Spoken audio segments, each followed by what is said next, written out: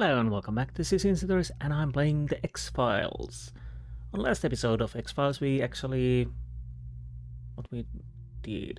Oh yes, we went to the Tarakan, the Russian freighter, and discovered ominous lead ball.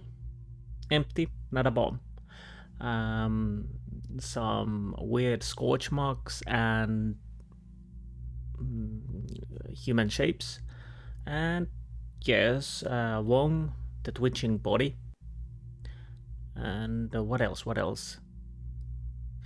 Yes, the missing bodies of the Tarakan and Cook who rushed in our apartment and, well, acting a bit strange, if I'm completely honest. And also then we went and had a little stakeout at the warehouse with the truck. Yes, that's the things we did in the last episode, if I remember correctly. I think we should jump in, and it's the situation where the Astadorian has rushed in our apartment. That happens quite a lot. Well, not that the Astadorian is rushing into our apartment, but in a few days people are be rushing into our apartment. Anyways, yes, so we are. She wants to show us some Vhs tape, I think, and that is something where we load. Yeah.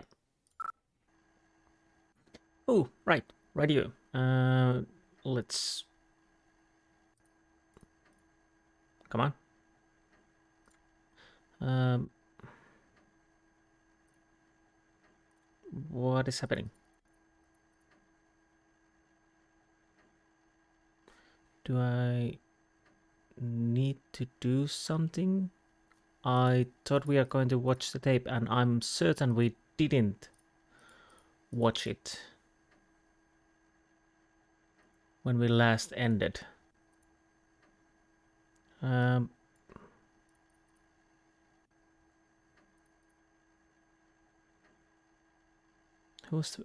It seems like we apparently watched it. Let's see.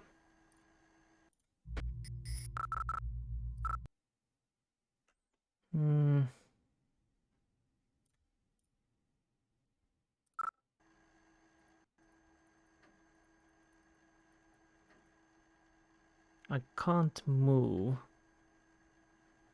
Hold on, I'm gonna check one thing. Okay, I just went back and checked the staked the warehouse again and checked the truck and paper. So let's try this again, because I'm almost positive we didn't check the video on the last episode, but maybe it's thinking that we watched it. I don't know.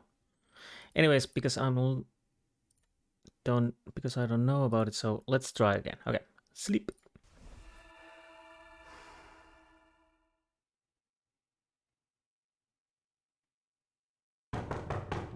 Here comes the knock.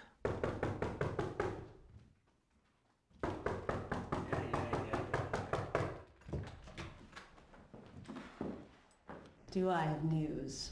Good morning. What's the matter with you? I worked last night. What's the matter with you? I didn't. What time is it? Almost noon. We have a burn victim, and the injuries appear to match those sustained by the crew of the Terracon. I have the whole thing on tape. Let me just rewind it. Hey, it's not flashing midnight. Impressive. I like a man who's not afraid of technology. Okay.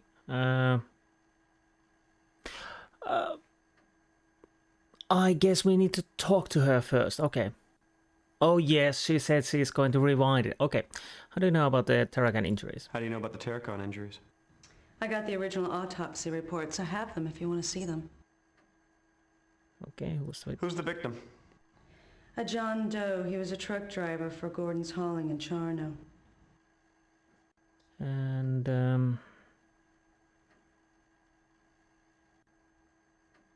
where'd you get the videotape? Where did you get the videotape?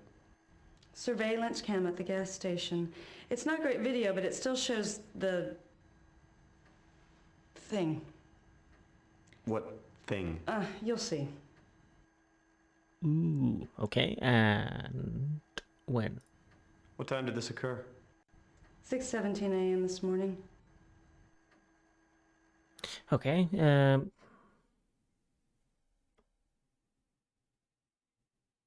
That could be Mulder's rental car. Same make. That looks like Mulder. Have you seen him? No, just photos. That guy was at the warehouse last night. Different truck. Same company, Gordon's hauling. Toronto, Washington.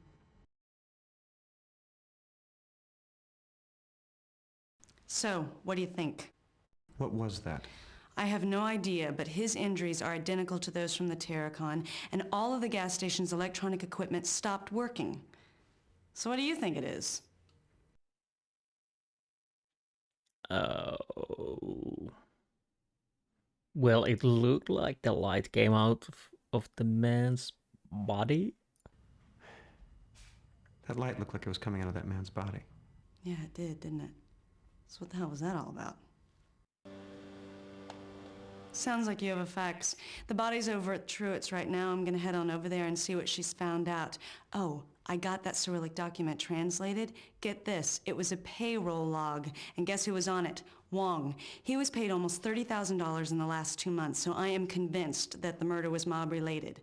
Probably because you questioned him. So I guess you did get him killed. I've turned the case over to the task force. Okay. To Mary Estadorian from Seattle Investigative Lab, subject evidence, Russell log control, okay. Yeah, I can zoom in, okay. The log and journal that you dropped off have been translated from Cyrillic. The log appears to have been used for some sort of payroll, most likely for the crew. The journal belonged to the captain and recounts the days at sea. Ivanovich Oskulkov, Mikhail Ditkovskaya, Alexei Korayev. Why do I'm even reading this? James Wong, yes. He was paid 2,200. Well, a little bit high-end compared to others, but not that much. Again, 2,200. So every month. Okay. Kalashnikov. Michael Tong. That seems familiar name. Some of these names might be that has been on the show. Oh. James Wong again. He's keeping that 2,200.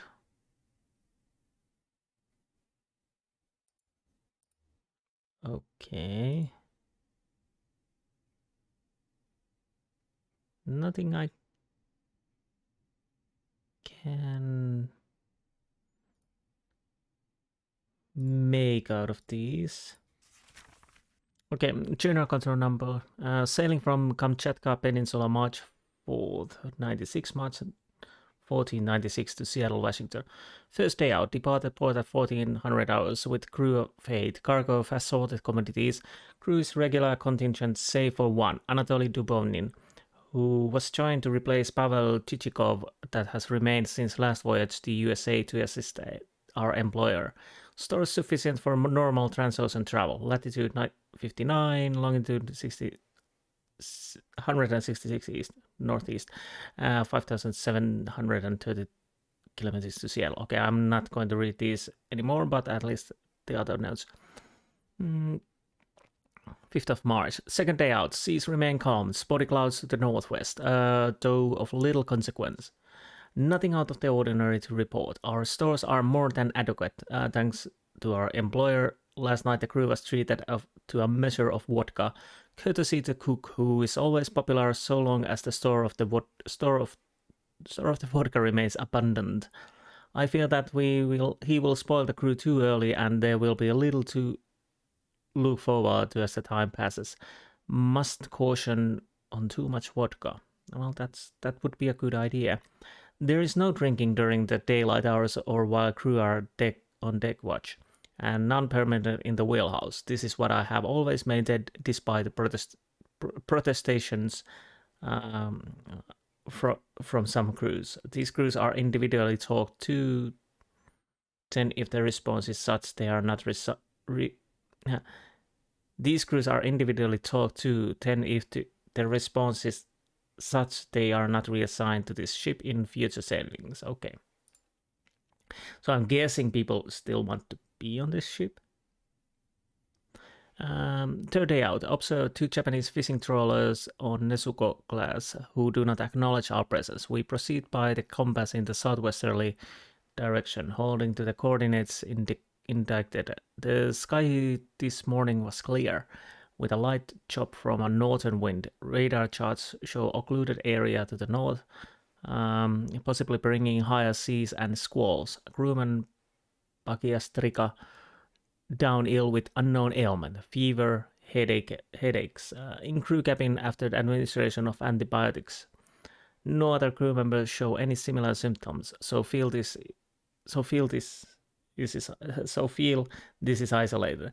Fuel, potable, I think potable water and ship stores are in ample supply. Okay, that's good. Fourth day out, wind has increased. There is a smell of a storm in the air today. Crew instructed to check and secure cargo for rougher sea conditions. The swells have increased to 6 meters, running at 10 seconds intervals. We maintain our headings with small corrections. Crewman Bakistrika remains in bed. Fever has lessened. Fuel, potable water, and ship stores reducing at normal pace. The storm is coming. I know. Fifth day out. Crewman Bakiastrika has recovered sufficiently to take his meals with crew. No explanation for ailment. None of us are medical trained to diagnose. From infirmary stores, medicines of the type to do less harm than good are available to me, but are of little use beyond the mildly salutary. Still, it is what we have and can be of some use. I would venture that some of the crew possibly would have access to more potent concoctions, which they would wisely deposit overboard before making customs. Otherwise, they would be ready for the sailing. The seas have grown more menacing. We are prepared for a storm sometime this night. Well, that was horrible. We are prepared for a storm sometime this night. Fuel, potable water, and ship stores constant. Okay. Sixth day out. Storm has hit with the predicted vengeance and fury. Some of crew 3 are ill with the seasickness. I am doing well, though keeping one's footing on the deck is of difficulty. First mate has instructed all to remain below if not necessary to be on deck or in a wheelhouse. This is typical of late winter, early spring northern squalls. We will ride it out without difficulty, though it has impeded our western progress. Fuel, potable water, and ship stores declining at a proper rate. Good. Seventh day out. Nothing of consequence. Storm has passed. Ship is in good shape, making good travel. Stores are constant level. Eighth day out. More strong winds from north. Another storm is brewing and our path will be crossed by it before morning. Food stores remain plentiful, though I am tiring of cabbage rolls and codfish. Their cook made them second time last evening. If crew should complain, first mate will remind them that this is better than they could expect at home. Memories become short once land is left behind. Diesel lubricant light engine 2 as necessary. This one will need overhaul in port as it is acting up like last voyage. Ninth day out. As the storm continued through morning, though worst has passed, the seas roil with white waves and much churning is to continue as winds persist. Crew remains good-natured. Round of vodka at dinner this eve. There is little to do today. Ship maintenance is continuing, though no problems encountered. All sturts inventoried, no depletion beyond normal. Latitude, blah blah blah. Yeah, again, I'm not going to read those. And second to last. 10th day out. What can be described as aurora borealis light seen in the sky by myself, first mate Skriabin and mate Korczynski. The light, extremely bright and long-lasting, remained in darkness for extended time before moving off to port side and eventually disappearance. Northern sky was flowing, attributed to aurora borealis, though this other light was not similar and unusual. Okay. So, strange, though all things have explanations. Ship stores are adequate and we make port in darkness tomorrow. Crew growing anxious to be assured to partake pleasures of US. I admit to same desires. Dinner tonight, alas, included cabbage rolls for last time. Crew rejoices. Most want American McDonald's burger or Nick's burger in Seattle. For me, pizza and beer with vodka chasing. 11th day out. Storms have slowed our progress compared to earlier voyages, but all is well. Radio to company to expect arrival 0300 hours the morrow. Now darkness descends over calm seas and mostly clear night sky with clouds pursuing us. We will beat them on to landfall. So that was the last note. Interesting. So everything seemed fine except the unusual lighting phenomenon.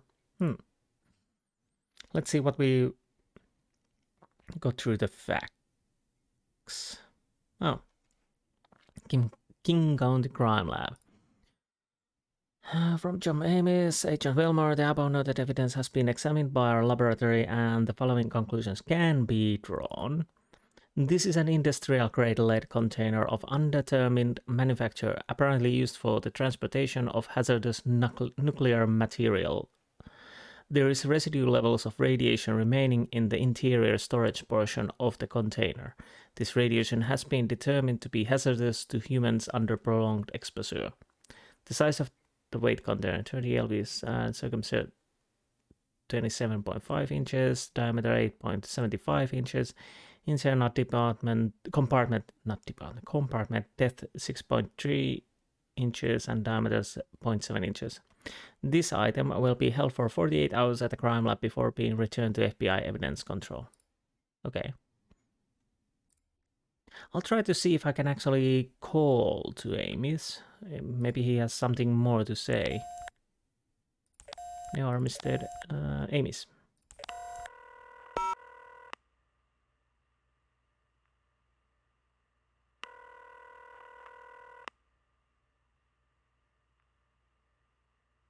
You have reached CCOM voicemail services. Voicemail for John Amos is unavailable at this time. Please try again later. Okay, so we can't call to him. Anything? I'm gonna check if there's any mail. You've got mail. Okay. Temporary account. Okay, Majestic Shipping. Agent Willmore, here are the phone numbers of Majestic Shipping. Oh, right. These are the numbers which I already have called, but not in this gameplay because, well, yeah, I loaded the warehouse thing, so that's why the mails are in here. Oh, right. I had to check, is there anything else? No. So nothing new at all. Let's talk to her. Gordon's hauling. Can I... Do you want to know about the facts?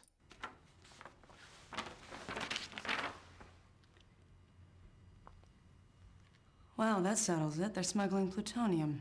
God, we have to stop this. They could kill a lot of people.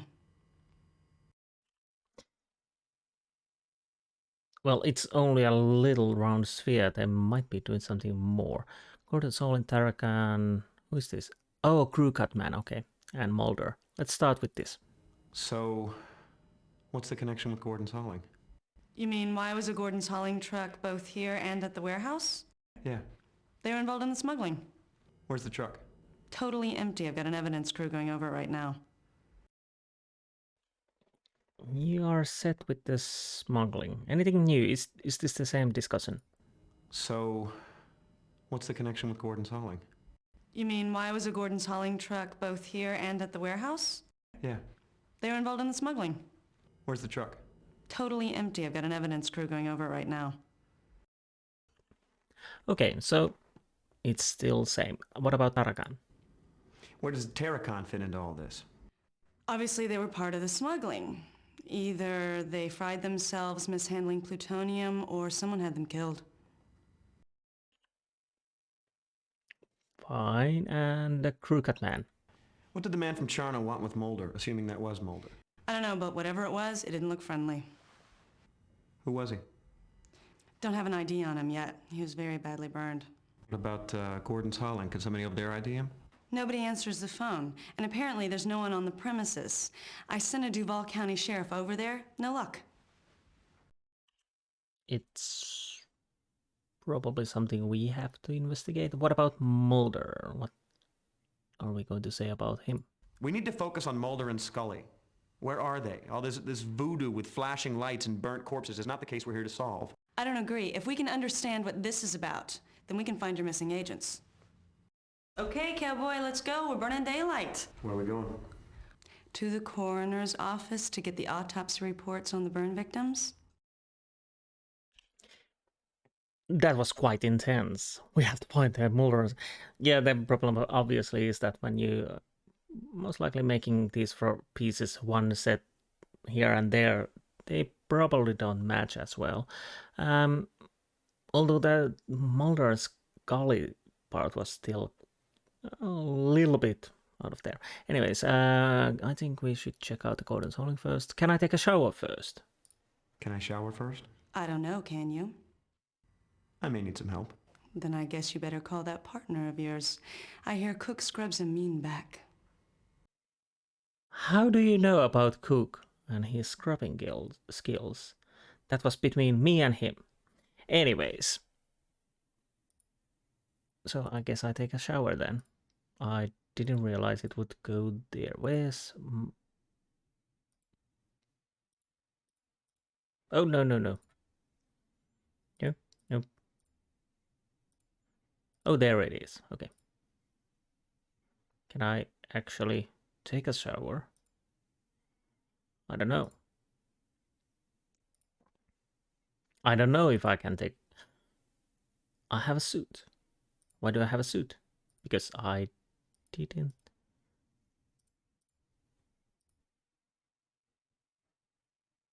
Let's see. No. So I guess I'm ready.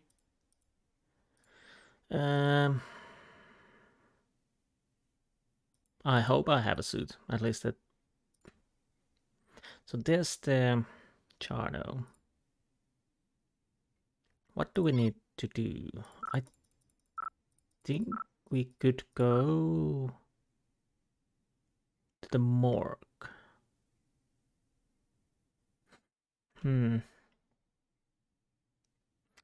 Lorette rental, bright flash, picture blank, victims upper burns, matching Terracan sailors. John Doe crew got died at scene. John Doe drove truck for Gordon's Hauling Charno. How does all this tie together? Astafios Russians, one Gordon's Hauling and Terracan connected to smuggling of radioactive material. Explains all burns, death, etc. Missing agents. Yeah, it sounds plausible, but we know this is an X-Files, so it's not that. That's the problem. Anyways, do I need to go? I'll go check the field office and crime lab and coroner's office, and then we go to Charno, I think.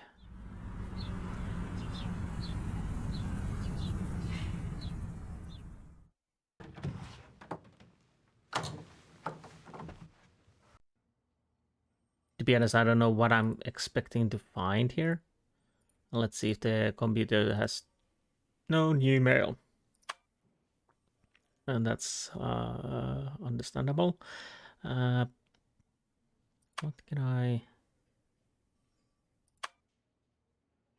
probably...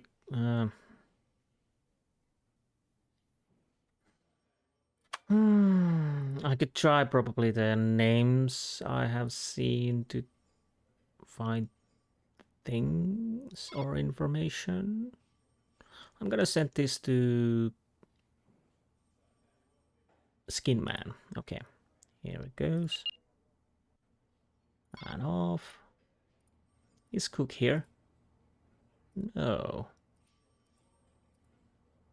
Well, hard to keep him posted because he's not around. Neither is my superior officer, Shanks.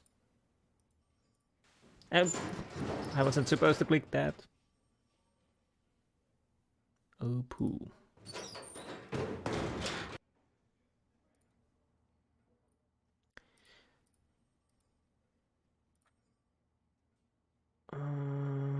Okay, so crime lab first.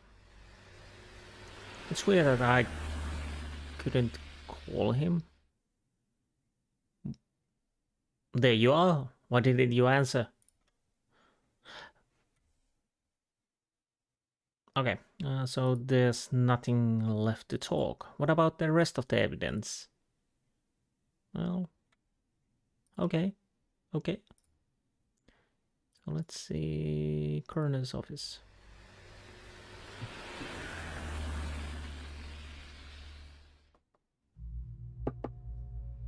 Gotta hate coming here. As near as I can tell, this man wasn't burned to death in any ordinary sense. He has all the appearances of suffering from Hiroshima-like radiation exposure.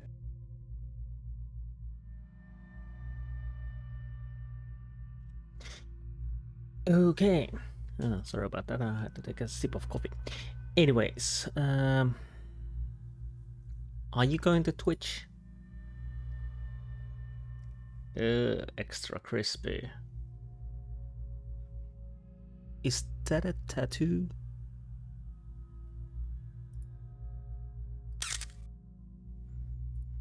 Okay, what do we have here? Some head cheeses, knife, syringe. What else? Anything to?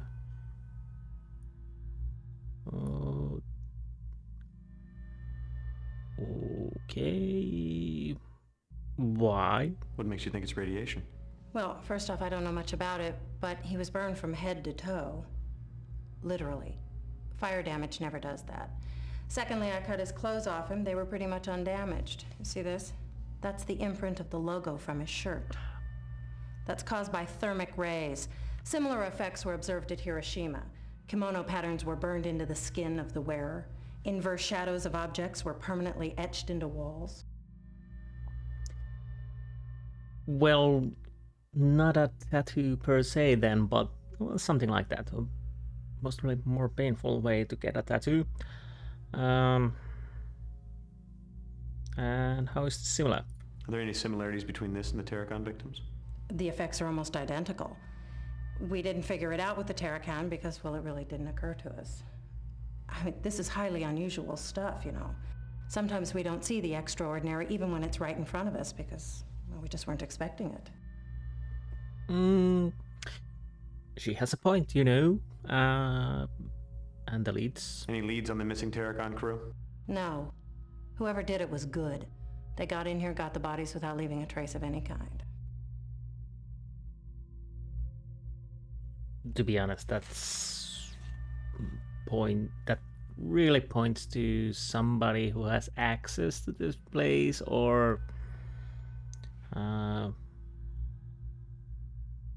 and can move without being seen or without being what's the word I'm looking for at the moment? Don't stick out. Stick out? I think. Okay, anyways, enough of that rambling. Let's go with the mishandling. Could mishandling radioactive materials cause burns like this? Again, I don't think so, but I don't know much about it. Mishandling radioactive materials might account for Mr. Wong's tumors, but a burn like this would have to be a blast of some sort. Ah, Demon Core. Reminds me of that. It's not too long when I read about it. Interesting situation. Anyways, so this is it. I can't talk to her. I can't interact with it, with him. Wait, is that something? No. And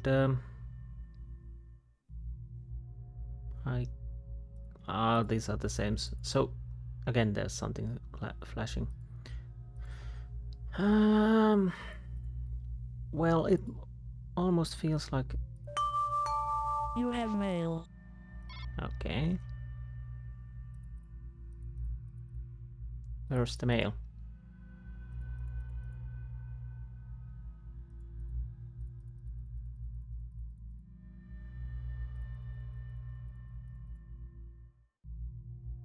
Okay, it's somewhere here, I guess. Everything has a mark that I read it already. Maybe we have to go back to the office and check them, but we can't talk to her, so I'm guessing we are leaving. No, leaving. There you are. I could actually use this. Back to the field office, I'm gonna check the email.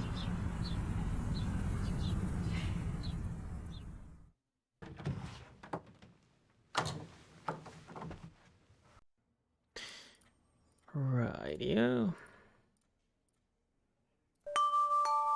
You've got mail. Oh, now I think I know what's the problem. I have too many mails.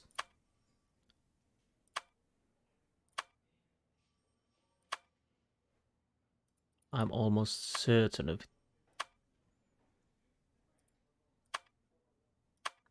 Let's see if that assumption is correct. No.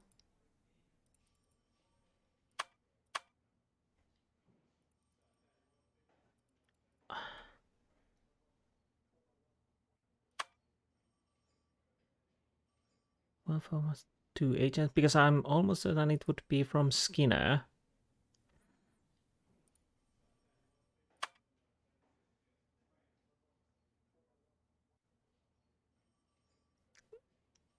And this is the, yeah, the numbers. Oh, is it this? No.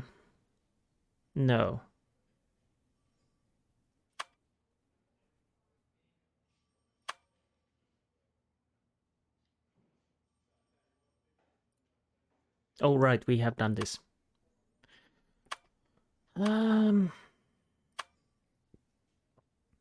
Let's download the photos if we can.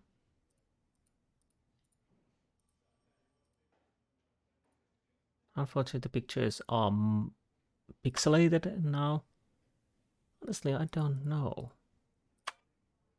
I'm gonna delete older mail. You sent me a bunch of notes. No, I'm not gonna destroy this. Evidence submitted. Tarakan follow-up. Well, we can keep that. Delete this. This. Oh, okay, this is already old news. I can't open. No, you can't. So we keep these. Hopefully, I guess it works here. Let's do. I'm gonna send this again to Skinner, and also this.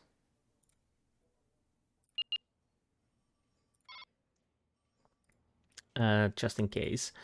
And where are we going now? We are going to Charno. So before that, I could actually make a save.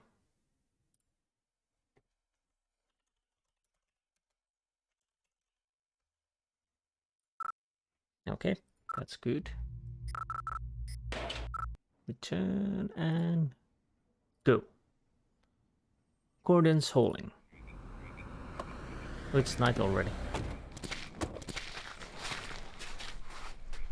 Well, they're obviously not very security-minded. I know, with all this nice stuff around, too. That's the same truck from the warehouse. We're obviously in the right place.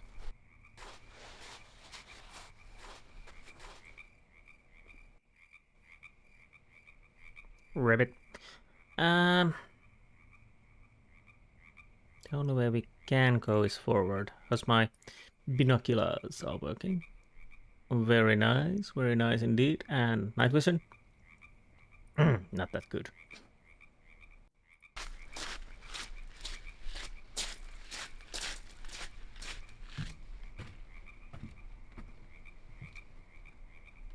I'm guessing you can't see anything?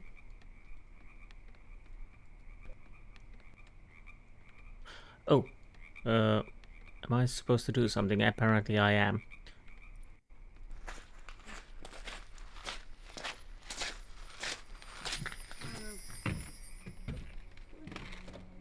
Weird sound.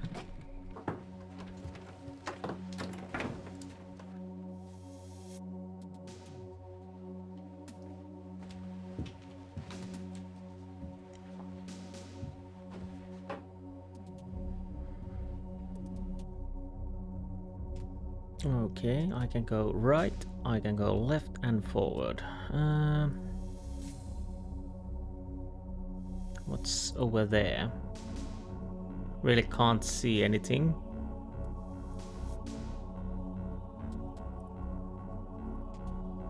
She's over there. Do I want to go over there? Coffee?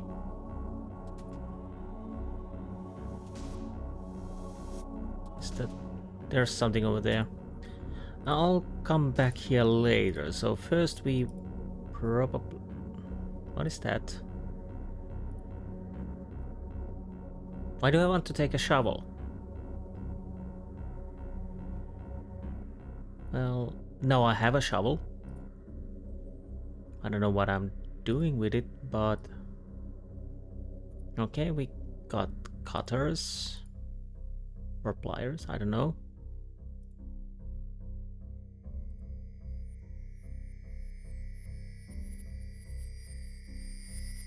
Anything...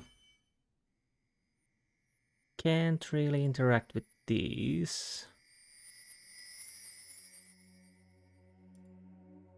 That music is purposefully trying to stress me out.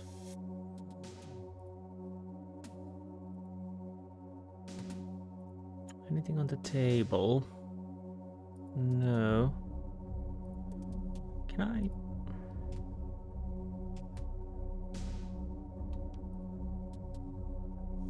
Seattle Studs baseball.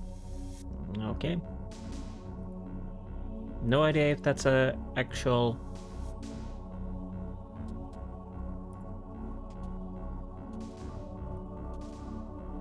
group. It might be. Don't get shafted. Okay. Okay. Yeah, I see.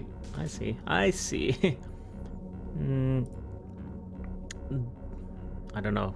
Is that I think that's a vent between these rooms, I'm guessing. So I can't really see anything here. Hopefully I didn't miss anything.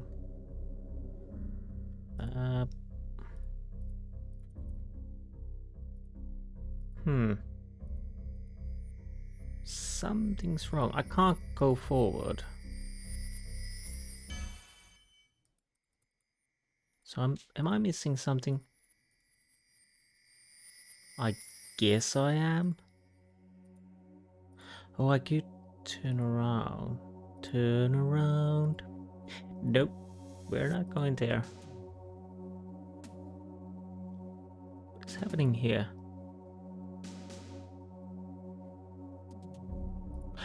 Oh, okay. So I missed this one probably.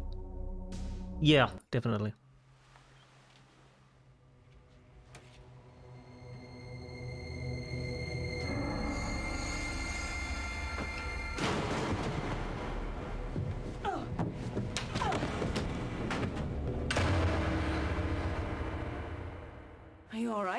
It's okay. I found what we're looking for. What is it? Look at this. It's a manifest. It details a number of shipments between that dockside warehouse and rural Route 1121 in Fanta County, Washington. I guess I know where we're headed. This wasn't a wasted trip after all. Great, let's get out of here. Yeah.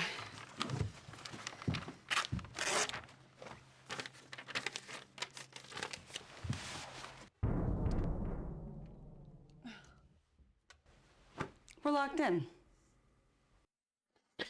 Okay, I'll make a save for here. Insti. What are we? Holding. Yes. Return. So, okay, we are locked in. What is this? Where is she? Oh my God. There's a bomb in here. We have to get out of here now. There's what now?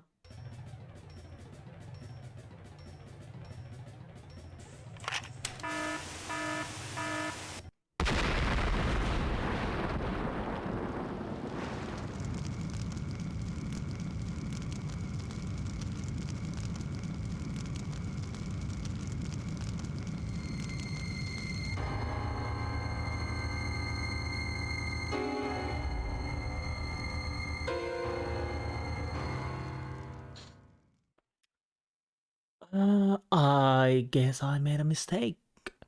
And I guess there really was a bomb. And I guess that was a cigarette smoking man, or can't remember, Spencer? Spencer? She had he had 3 initials and Spencer or but most of Cancer Man or Cigarette Smoking Man. Yes, try again. So don't look at her. We still have time. Oh, I think I know. Well, I don't know. We can't do anything with, can we?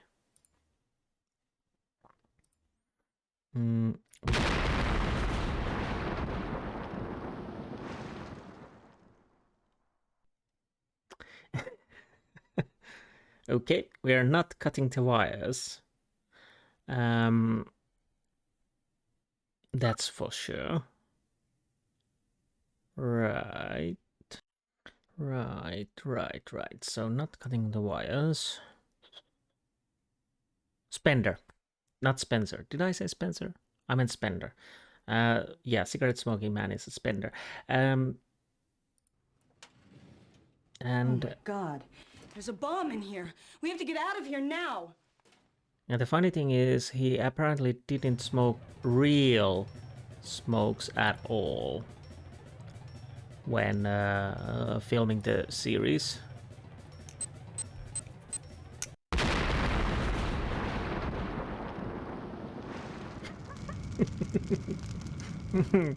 Okay, no, okay. We're not doing that either. Yeah, let's try again. Oh my God. There's a bomb in here. We have to get out of here now.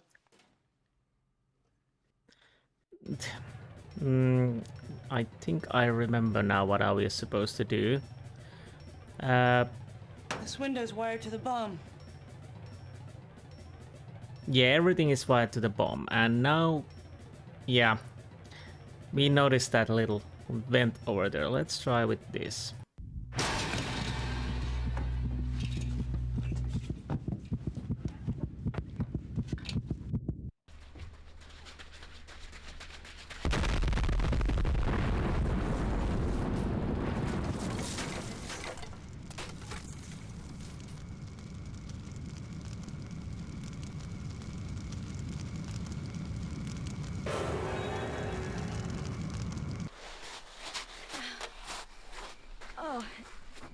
Like this, I wish I still smoked. Are you all right? Oh, yeah, I find things like this quite bracing. So I guess you're gonna want me to drive. That would be a nice gesture. I never survived the bomb before. Yeah, well, it happens to me all the time. Yeah, well, why not?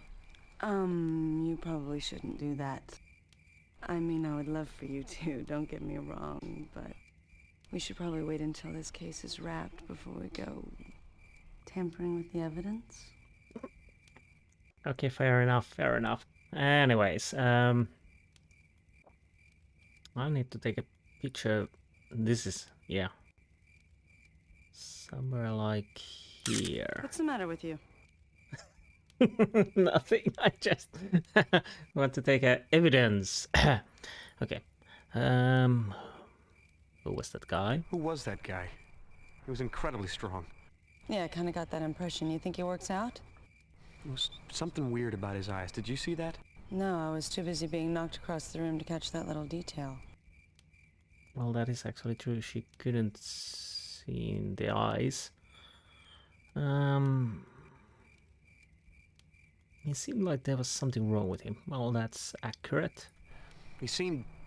There was something wrong with him. Almost like he was being controlled by something. Okay.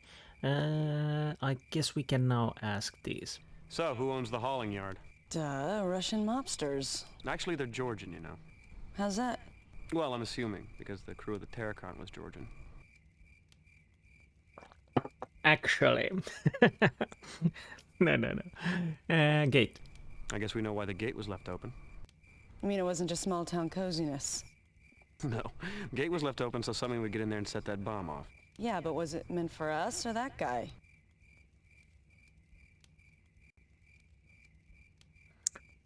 That is a good question, and apparently it needed that the door would be closed so it would activate. I guess so. That's quite an elaborate scheme there. Anyways. Was the bomb meant as a trap, or was it protecting something in the office? Like what? Information in that logbook? The rural route address, for instance? Well, anything in there would be pretty hard to read now, that's for sure. I think the bomb was meant to trap and kill somebody. Are you ready to go? I sure am. You're driving, remember? Right.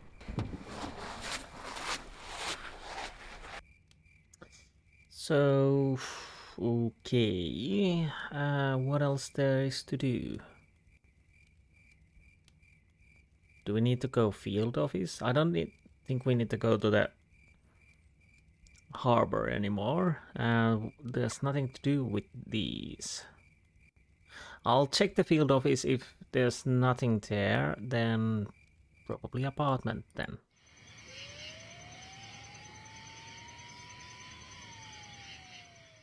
Oh, it's night. The apartment then it is, I think. So I'm guessing this is still empty. I'll check the emails if there is any. You've got mail. I have mail. Mulder Skinner. Mr. Willmore, your investigation certainly is complicated. The cause of these mysterious burns seems to be key. A.D. Skinner. Oh, come on, you already know something. Let's send him the message about the explosions, I think. If we have anything. Deliveries for a assailant who fled as the discovered armed device in office left building before explosion level structure likely meant for us. Maybe, maybe not. A.D. Skinner, send. I'll try to be a good boy and keep him informed. Nobody in there. Nobody in there. Anything in here? No. No beryllium sphere whatsoever, or even Scully's laptop. So, I guess we are going to the apartment then.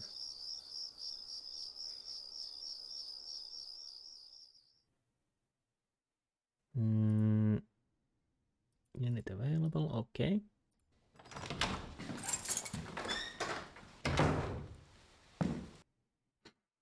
Can I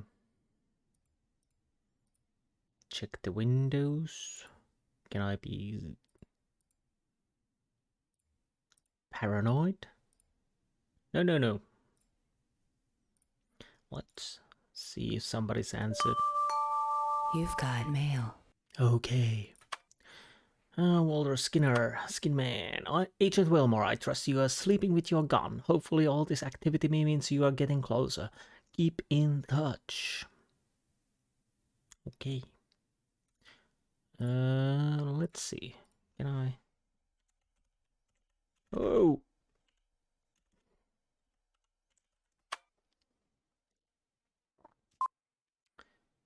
Russian gang activity on rise by Don Claxton. Seattle police today released crime statistics on the first quarter of the 95, reflecting 40% increase in reported crimes attributed to Russian immigrants. Captain Thomas Knowles cited the rise in crimes by Russians as the reason for increased police patrols in the Ballard area. 2 additional detectives have been assigned to handle the growing caseload. Captain Knowles acknowledged that with the large number of immigrants moving into the Seattle area, commensurate rise in crimes is inevitable. Knowles insisted, however, that this is not indicative of a crime-prone group infiltrating the area.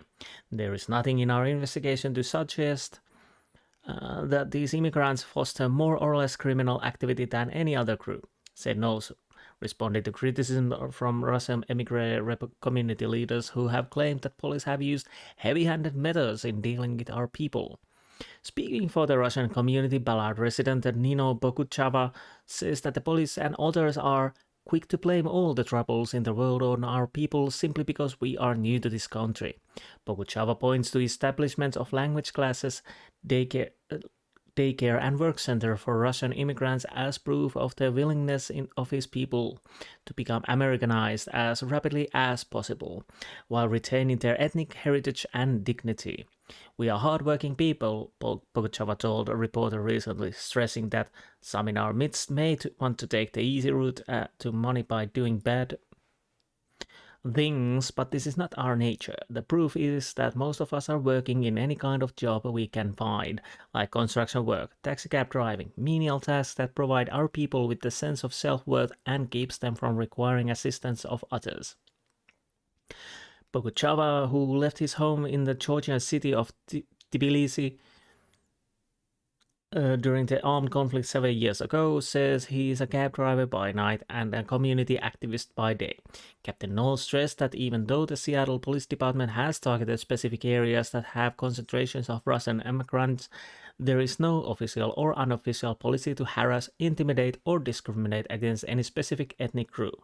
Antisocial gang activity is a constant target of this department without regard to race, color, or creed, responded Knowles. We would not focus our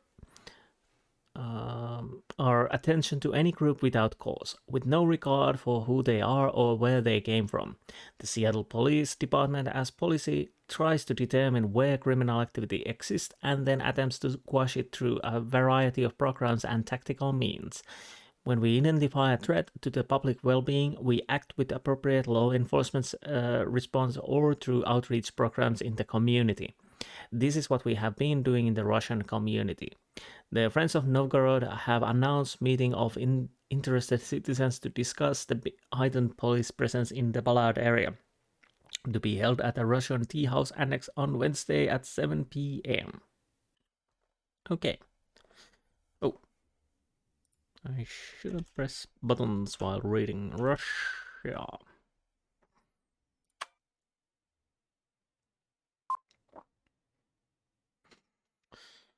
Hans Brunner. What? I don't know what. Well, we could go through this. The breakup of former Soviet Union, initially hailed by Western observers as the stunning triumph of capitalism and democracy over communism, is today causing fears of a backlash within the huge country fueled by a right-wing resurgence.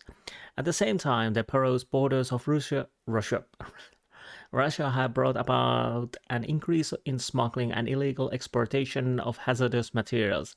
According to Dr. Kenneth Parkford, senior fellow with the Brookline Institute in Washington, D.C. Dr. Parkford, writing in the April issue of the prestigious Soviet Watch journal, predicts the future of relations with the former Soviet Union will need to concentrate on the stabilization of the infrastructure in order for the country to survive without major economic, political, and strategic conflicts, as well as potential outbreak of nationwide civil war within a convoluted boundaries.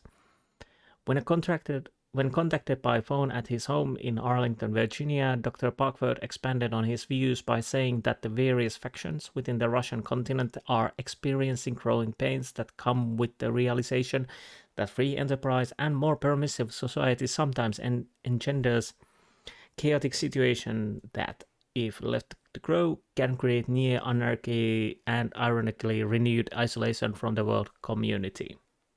Interesting. Plutonium. I don't know. Let's try what we have found, because apparently we can see stuff about Turkey and Russia. So okay. Nuclear smuggling. Nuclear. In a speech to a convention of economists, political scientists, and law enforcement officers and civic leaders here, John D. Helmanthaler warned of increased smuggling activity in the former Soviet Union. Helmanthaler, an authority of nuclear espionage and consultant to Interpol, the international police agency, spoke at the 3rd annual New World International Affairs Convention at Seattle Convention Center, remarking on the destabilization of the former Soviet Union. Helmanthaler cited 6 confirmed incidents in which uranium or plutonium had been smuggled from Russian facilities. Though the smugglers were intercepted by Russian or European police, Helmanthaler cautions that with the unrestricted travel conditions in Russia, there probably have been quantities of radioactive materials brought out of the country through Central Asia, destination unknown. Pure plutonium, enriched uranium, and near bomb-grade plutonium-239 were intercepted, amounting to nearly 20 pounds of the lethal substances. Helmanthaler said that these weapons-grade materials are highly prized by terrorist organizations and countries outside the world community. If a country like Iran or Libya can obtain sufficient quantities combined with the sophistication of many of these terrorists, it is only a matter of time before the free world is held hostage by individuals possessing a nuclear device. Nuclear device. Not my word. Helmanthaler further warned that Seattle and most of northern Washington state is a vulnerable area for the importation of nuclear products. They can be brought further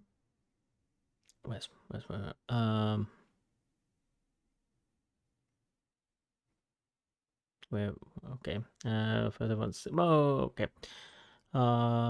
They can be brought overland from Russia to Siberia before being transshipped across the Pacific, noted Helmanthaler. The conference continues through Saturday with panel discussion on third world economies, environmental chances, human rights, cross-cultural differences, and immigration policies. The conference is closed to the general public. Okay. What else we could...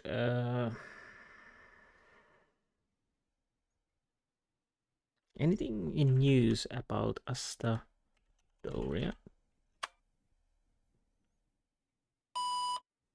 No.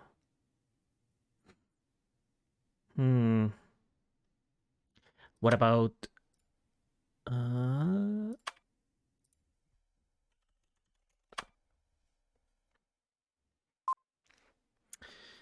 Skinner Walter, 52, date of birth. Assistant Director, FBI Schooling, University of Texas, bachelor's degree, military service, Marine Corps service in Vietnam. Marital status, married, no children. Hobbies, golf, jogging. Okay. I think that's enough. Yeah, I don't know what else we can do except go to sleep.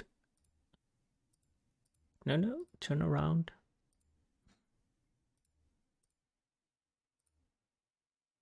Nothing in the bathroom. I'm just checking there's no one hiding in my bathroom. Not in there at all.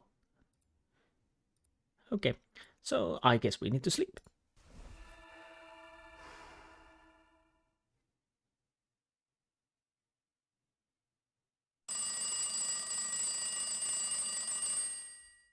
Oh, that's annoying noise.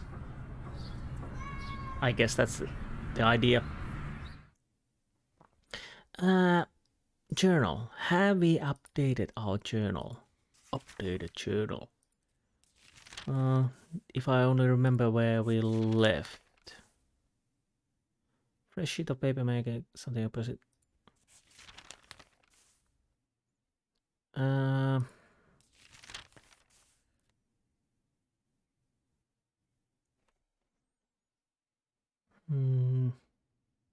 Purpose. Okay, we have read this. Hasn't bugged me lately for money. Yes, the Jackson's topographer. The morning comes quick for very. Yeah, we have definitely read this. Oh, we have new paper. April 2nd. Wow, what a day. First Assistant Director Walter Skinner from DC shows up looking for 2 of his prize agents who have turned up missing out in Everett. Shanks assigns me to the case. The AD and I began backtracking their movements. We went to their motel in Everett and checked a warehouse at the docks, where they had apparently visited. I recovered some evidence, including blood samples and what looked like a .45 slug. It doesn't look good for the agents of Mulder and Dana Scully. Both work out of Bureau HQ in DC. No trace of them has been found, but we're running down some leads. If I'm successful finding them, it would look good in my file. I was hoping to get some time off this weekend, but now with the big gun sometime from the Bureau in town, it doesn't seem likely. Not even for Easter Sunday. I have to make it up to Elizabeth later on. Got to remember to send a check to Barbara before she starts hollering. There was a message on my machine from Mom. She said she and Dad want to come visit as soon as the weather gets better. Doesn't she know I live in Seattle? When does the weather get better?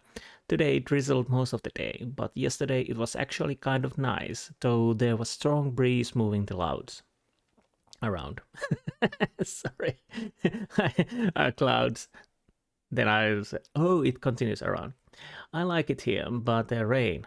I don't know if I'll ever get used to it. Mom wants to see Elizabeth. It's been more than a year since they've seen her. And wow, she's grown. She said Dad is in the basement every morning, building a furniture of some sort. She doesn't watch over his shoulder. She's terrified of power tools, so she doesn't know what he's up to half the time. But at least Dad's keeping busy.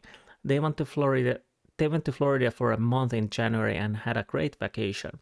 It's already after 2 a.m. and morning is going to be here before I'm ready to face it.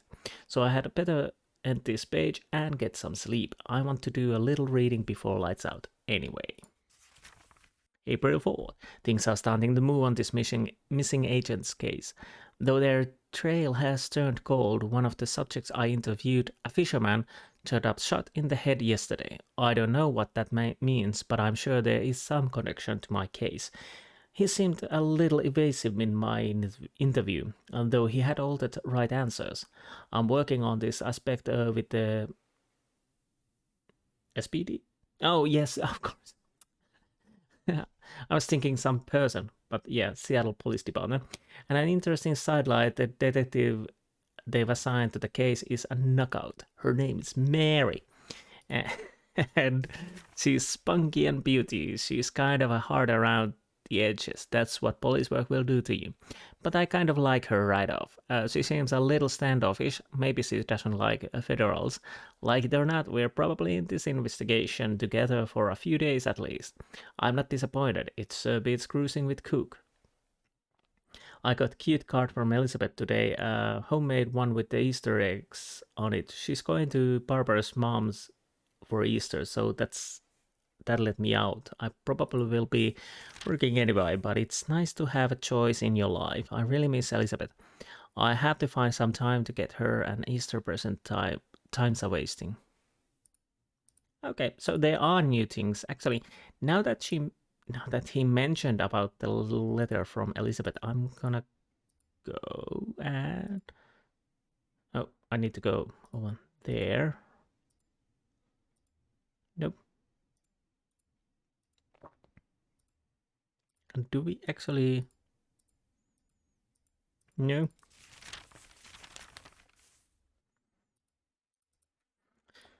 Hmm.